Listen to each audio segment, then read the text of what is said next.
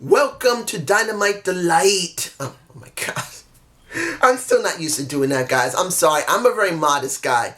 I'm not outlandish or bracing or even super show-offy. It's just not my personality. But I want to do something different. Look, I don't want to be like every other person who does these videos who pretty much just, this is like this is like that. This is my thought. I want to have fun. Now, I'm not saying I'm not going to be direct in what I say and how I feel, but I want more fun in it.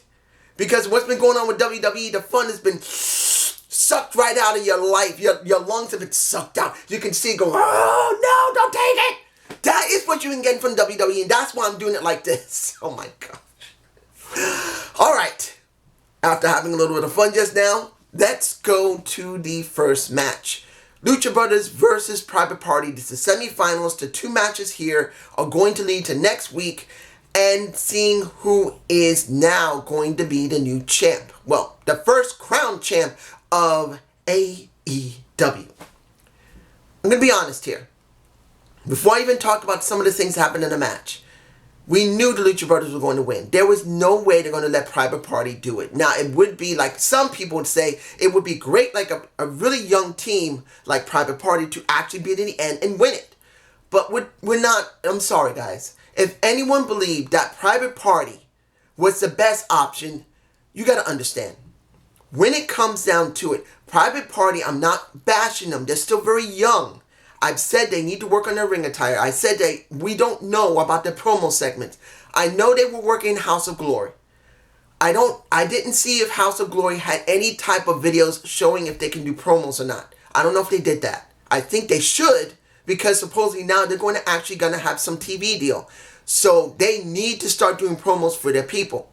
But as it stands, we don't know if they can do promo segments, they can do backstage segments, or if they can hold their character. We just don't know.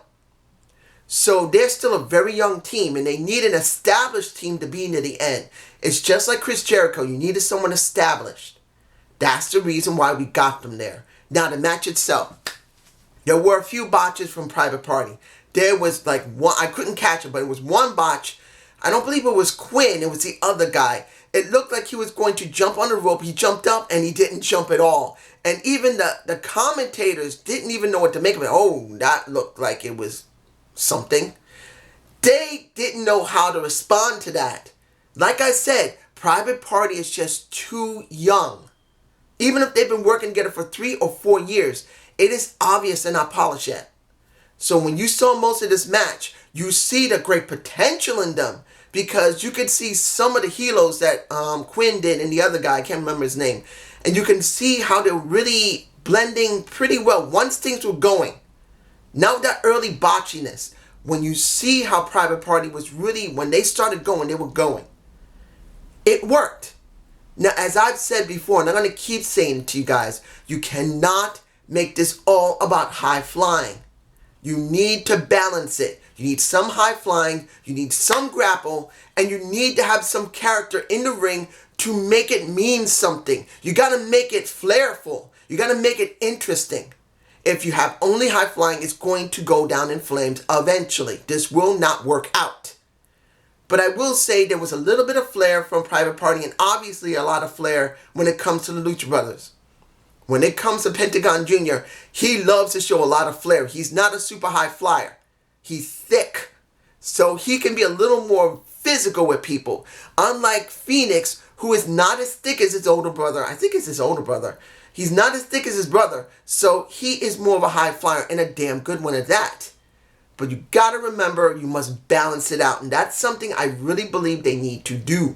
If they do not do this, they're going to have major problems. And I'm saying it right now. They will have major problems. They don't start having their wrestlers balance it out. Not saying to get rid of their entire routine, but to tell them, do a little bit more of grapple. Do a little bit more of smash mouth. Do a little bit more aerial. If you got some people with more aerial, make sure they at least balance it out a little bit. You can do a lot of aerial, but you can do a little bit of grapple. If it's all aerial, it means nothing. It's got to be a little bit of grapple, maybe a little bit of smash mouth, balance it out. You got somebody grapple? Grapple. Little air. A little bit abrasiveness, a little bit of showmanship. Work it out. That's what they need to do. That's what they need to learn while they're on TNT. And now, this is where things go off the rail. Because, oh wait, almost forgot. I'm going to forget this. There's a new guy there. I don't recognize him. He's in my face. You guys tell me below if you know who he is. He kind of looks familiar to me, but I cannot picture who he is. But you guys tell me if I'm forgetting who he is because he used to be part of Impact Wrestling or Major League Wrestling or WWE. Yeah. I don't remember. So if he is one of them, you tell me who he is. But this is where there was a major problem. SCU versus the Dark Order. That was the next one up on the card. There was no problem. I never had a problem. They wanted to get that done immediately because of everything else. There was no problem with that. I was cool with it. And it was a great match. Then you have the vid pack. And this is one of the 2 video packages they put in the show. I think the major issue I believe they needed more video packages of people. I would have liked to see more video packages. I really believe they need to do more than just 2 every episode. They need to do like 4 an episode. I'm hoping the next show they'll add an extra one. Maybe they'll do 3 in an episode. Maybe then eventually they'll build up into doing 4. You need to break up the monopoly of just only 2 video packages in 2 hours. It's just not right. I'm sorry. Now, Scorpio Sky. I do like him. He really does have a lot of potential. He does. And I would have liked to see a video package of him. But we got a video package of the Dark Order, which makes some sense with them. They needed a video package. They needed to be put over because they're supposed to be a new and very, well, not a new established team, but a new team in pretty much AEW, well known. And it was the commentators who did fill in some of those blanks, saying they were well known. They went away for a while. They came back. And it makes sense to give them a video package. But I would have liked to see a Scorpio Sky package. Eventually, you got to do one. And eventually, you got to do a Kaz and Kazarian package. I would love to see these guys have a video package. Just Kaz and Kazarian. No, not Kaz. Chris and Kazarian. That's what I want. It was very good matches. In the end, you pretty much, by the end of it, you did have SCU win. But then the Inner Circle show up with tickets, going to a skybox and sitting down. And I'm going, okay, the crowd is really hyped for this. They are hyped just seeing them go up into the skybox. They didn't just walk into the skybox and then someone was saying. They went for the crowd. They went and got their seats up in the skybox, which actually made it more interesting. Like, they came late, to be fashionably late, and then they go up the steps, go into the skybox, everyone sees them, everyone knows, everyone is hype. Which is the wisest thing to do compared to the WWE that just throws them into the skybox and not actually let them walk up to the skybox. To make it like, whoa, this is something we didn't expect. Now, Kenny Omega versus Joey Janella. I am not a fan of Joey Janela. I'm not saying I don't like him, but I'm not a fan of him because there's something missing with him. It's kind of similar to what happened with Tessa Blanchard. I don't know what it is with him, that there's something missing. It's not because he's not an okay heel or he's a face. I just don't know what he is. That, I think, is what is missing for me because I haven't seen much of him. I don't know what he is. Is he a heel? Is he a face? I don't know. He doesn't feel like he's a heel and he doesn't feel like he's a face. Particularly in the very opening of the match with Kenny, they fist bump each other. So it makes you think, well, he's got to be a face, but he doesn't feel like one. He doesn't give the look like one, and he doesn't feel like one. And they had a good match. I will say this. And Kenny wins, but there was something, I think it was due to the fact that if Moxley is there, wouldn't it have been good to cut away from Kenny and show Moxley dealing with Pac? Well, Pac. That would have been something extra because you are supposed to be dealing with Kenny Omega, still dealing with... The reason I'm botch is this. Since this is still a new promotion, they're still working things out. But I do believe if this is one of your feuds that people are recognizing, Jon Moxley should have been promoted more for Kenny Omega. He should have been cut by the camera with him and Pac together. Even if you don't hear anything, you should at least let them watch and see that Jon is basically scouting. And that would be the wisest thing to do, just to briefly show him. And I just felt like that was a lost moment. Now, Cody with Tony Shivani, if I'm pronouncing his name right. I believe I got his name right this time. There was something that was supposed to happen, and Cody was going to explain it, but he was being interfered with because of the Inner Circle. The Inner Circle was not letting him talk. They were not letting it go by. It reached the point that Chris told him, just shut your damn mouth. And pretty much Cody said, you know, this isn't like that other promotion, pretty much WWE. I will go up there and kick your ass. And he says, you ain't going anywhere, Junior. Just shut your damn mouth. And then when MJF came out, who came out to help him? Dusty, MJF, and Diamond Dallas Page. I would have thought Kenny Omega would have came out, but I guess they decided not to do that. Or the Young Bucks. It was just Diamond Dallas Page, it was Dustin, and it was MJF. Walked up the steps. Then the Inner Circle locked himself up in a room with a glass window. Guess what happened? Cody breaks the glass window with MJF's scarf. I don't think I caught that image, unfortunately. I don't think I caught it. But I will say it was well done enough that I was interested. There was a fight outside that room amongst the concession stands, which is pretty standard.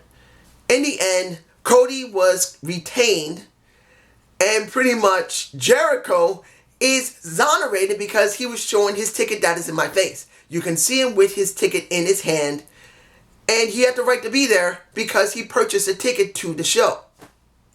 I will say this, compared to Impact Wrestling or to you know where, I did enjoy this much better. Now understand, I am not comparing it because calm yourself. I'm not like everybody else. I'm not seeing the Wednesday Night Wars. I don't care about the war. I care about this company giving me something that I can be interested in. I don't care about WWE, and I don't care about Impact Wrestling in the same manner. This is not about a competition. This is about knowing if these companies can make you interested in continually watching. And at this moment, AEW has done that. I've enjoyed it. Now, the Best Friends versus... I don't know what they gained here. I mean, it's good for the win-loss record. The Young Bucks versus the Best Friends and what is his name? Oh yeah, Orange Cassidy. That is a very interesting individual. You see him in my face. Seeing that his character is pretty unique, very laid back, won't say much, acts like he's oblivious to anything, but can wrestle. But then the thing is that he likes wrestling with his hands in his pockets. That is a very interesting gimmick. This was a good match. Not going to say it wasn't. But here's the thing. What does this lead for the Young Bucks or the Best Friends? Does this mean they're going to eventually have a title shot after the newly crowned champions of the tag division of AEW is going to be done? I don't know. Maybe they'll talk more and elaborate more next week. And if anybody says, why don't you look at AEW Dark? I don't always have the time to look at these things, guys. So, and this is something they got to understand. As much as they really promote AEW Dark, which is a smart move, you still need to mention it on the main show. Or show something on the main show and then say that you can supplement it with AEW Dark. That is important. Now, let's see. Jamie Hager versus Britt Baker. Now, this was Britt Baker's hometown, Pittsburgh, Pennsylvania. I believe I have relatives in Pennsylvania right now, in Pittsburgh. I'm not sure. But this was a hometown girl who was cheered through the wazoo by the crowd. The crowd was going crazy for her. Now, if this was WWE, you know she was losing. But because this is AEW, you don't know if you're going to win or lose. So this was different. It wasn't one of the best matches I've seen for the women, honestly. I actually thought they were going to leave the women off the show, which would have been alright. Once in a while, you can skip a woman's match. Not saying the women don't deserve to be seen, is that sometimes I would rather see promo segments from the women, some storyline for the women, which could be pre-taped. I don't care. Something for the women to make them feel more important. Sometimes you can lose a match on the show, but you can gain something by giving them backstage segments, by introducing the crowds to Rio. What is she like? What is Rio like? What is Britt Baker like? We did get a video package from Britt Baker, which I am very glad they did. Did they give her? Yes, they did. They gave her a vid pack. They gave Britt Baker a vid pack, which I did enjoy very much. They get to understand that she is a true dental teacher. Well, not dental teacher. Dentist. I actually am botching on purpose because I know I need to go to the dentist because I know for a fact that my wisdom teeth are really screwing with me. But because of my anxiety and depression, legitimately, I am freaked out every time, and I've been having problems trying to find anyone to go with me. My own relatives are too freaking busy. And what few friends I have don't have the time either, so I am stuck. And it's really messing with me that I really need to get my teeth fixed.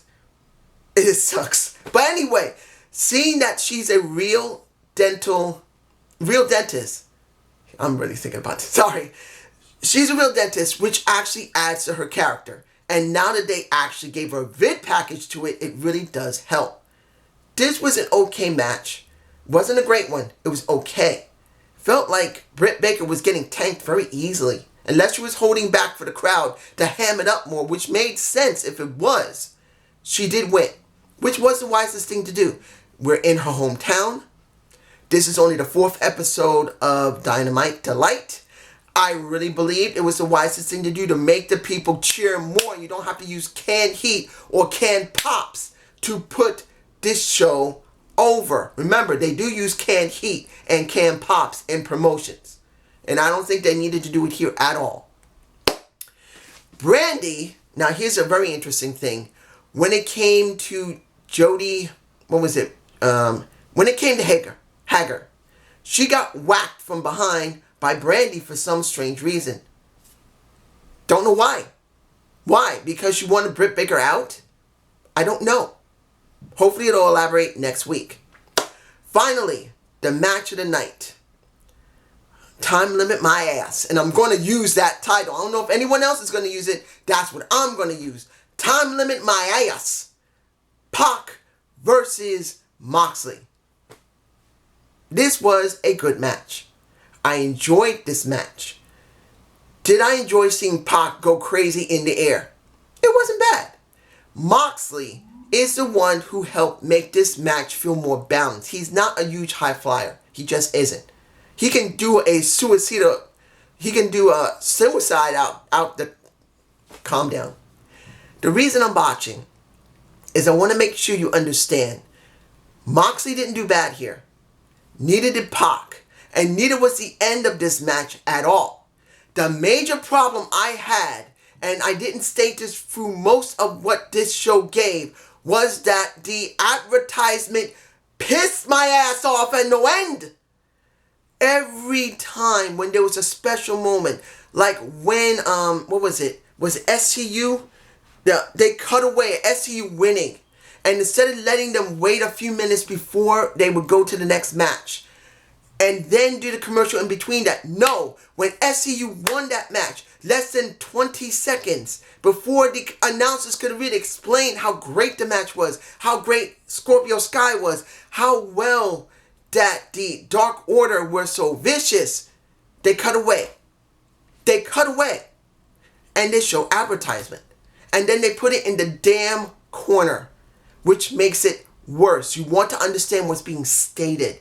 And that pisses my ass off to no end. It should have been, they just showed regular advertisement, no split screen.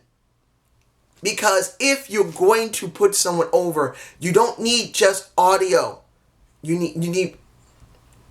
don't need just video. You need audio. You see, I'm so angry, I'm reversing things.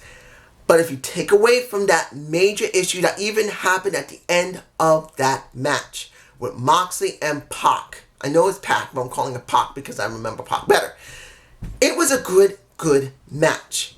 Now, here's the major problem I think could have been rectified, kind of like what happened with Kenny dealing with Joey Giovanni. Or what is it? What is his name? Joey Janella. Sorry. You see, I'm really not connecting with him. There's just something missing. There was no video. No backstage of Kenny scouting a Jon Moxley. Just like when Jon Moxley should have been scouting Kenny Omega. That was the major issue with that, particularly with their feud. I really believed it would have been better if there had been something. If they continue that feud, and we know they are, why not have them watch one another? At least one of them watch the other. That would have helped. No. In the end, this match dragged out to 20 minutes and no one won. Total draw. Something you don't normally see. And I'm going to say this. It felt good to see a draw. Neither one of them had to actually lose something. And I'm sure there's going to be some people to say they needed to let Pac win. They needed to let Moxley win. I'm sure someone's going to say that one or the other needed to win. No. Here's the thing. If you want to protect them both, but you need to have them both do a match. I'm not saying that it's always necessary to do a match if they just need to be doing something. Because I think they just need to do something with these two guys. That's why they threw them together. I know that after what happened last week, it makes perfect sense. That's why they did it. But neither one of them needed to do the job. But they didn't want to do a double countout or double DQ or DQ. That would have made it worse. Having a draw was the best case scenario for both these guys. But like I said, it would have been better if Kenny Omega had been watching. Then at least it would have made better sense for me personally. How do I feel about this show? It was a good show, except when it comes to the advertisement. Ugh. Advertisement is still a bane of my ass. I can't stand that they have not figured out this, but it's understandable. It's still less than a month. Or is it a month? I'm trying to remember. It's either less than a month or it is a month. It doesn't really matter. It's nearly a month since they started Dynamite. And I know it's going to take them time to figure this out. Like I said, it could take them 5 to 6 months to really iron out all the major problems and have a solid, ordinary show that wouldn't have any type of advertisement problems or any type of audio problems or any type of lighting problems or any type of camera problems. They will work it out if they're bright enough. Well, until then, we have to deal with these teething problems. I would suggest you watch the show. You will like it. Is it going to be perfect? No. I'm telling you now, it ain't going to be perfect. Just like my teeth ain't perfect. That show ain't perfect. You see, I'm really anxious about this problem I got. But anyway, have a good day. Have a good night. Peace!